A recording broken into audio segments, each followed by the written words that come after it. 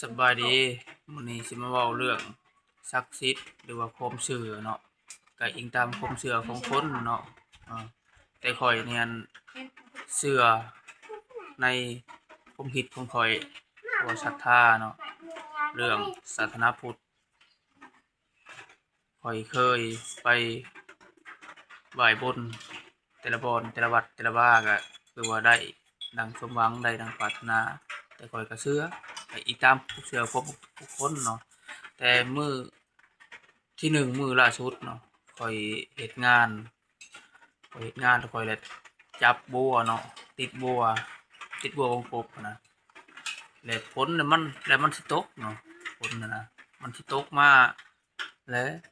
ตกมาหัวมันจักสาดจักพาดนะเฮาขึ้นปูนเฮาก็ย้านเนาะเฮาย้านฝนสาดใส่แล้วเฮาเลยนึกถึงตามความเชื่อข้อยเนาะเขาว่าโอ้ยสาธุเด้อเทพบุตรเทวดา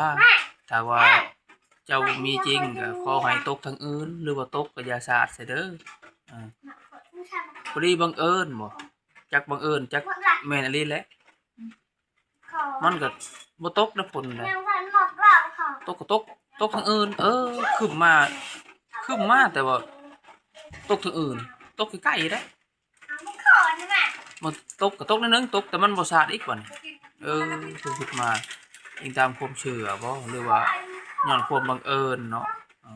แต่ข้อยเชื่อมันว่าเพิ่นว่าข้อยนั้นเชื่อแหล้วตัวนี้มันอิงตามความเชื่อของบุคคลเนาะตามความเชื่อของบุคคลบางคนก็ศาสนาพุทธบางคนก็ศาสนาคริสเตียนอิงตามผู้นับถือแต่ละศาสนาก็ย้อนความเชื่อถือเนาะแต่ว่าข้อยถือศาสนาพุทธข้อยก็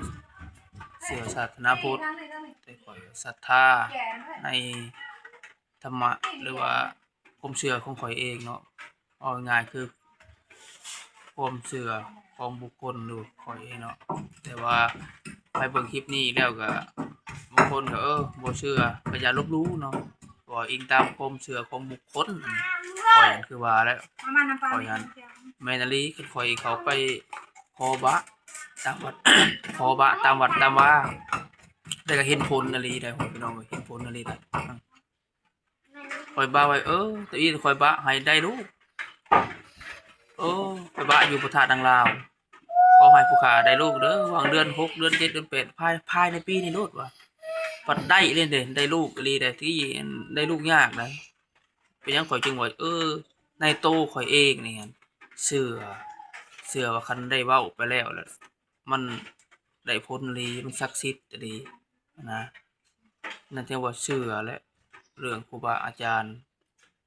สิ่งที่ตาเฮาบ่เห็นเฮาก็บ่อยากลบหลู่อิงตามความเชื่อนั่นแหละข้อยขอบะได้ลูกก็ได้บะข้อยเชื่อบ่แล้วว่าง่ายข้อยเชื่อเนาะเอาอิงตามผู้เชื่อเนาะอิงตามผู้คนอันนี้ข้อยมาเล่าเรื่องข้อยเจอซื่อๆเนาะเอาขอบใจหลายๆเนาะที่รับชมเนาะเว้าก็เว้าบ่ปานใดเนาะเพราะว่าบ่เป็นแต่ว่าอยากมาเล่าให้